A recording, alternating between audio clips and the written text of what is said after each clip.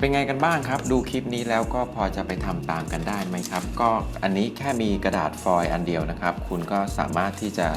ไปสร้างสรรค์ผลงานได้แล้วนะครับโอเคถ้าวันนี้ใครชอบคลิปแนวนี้นะครับก็สามารถกด Subscribe มาได้ที่ช่อง darksequence นะครับแล้วก็สุดท้ายนะครับอย่าลืมนะครับพบกันใหม่คลิปต่อไปครับแล้วเจอกันครับ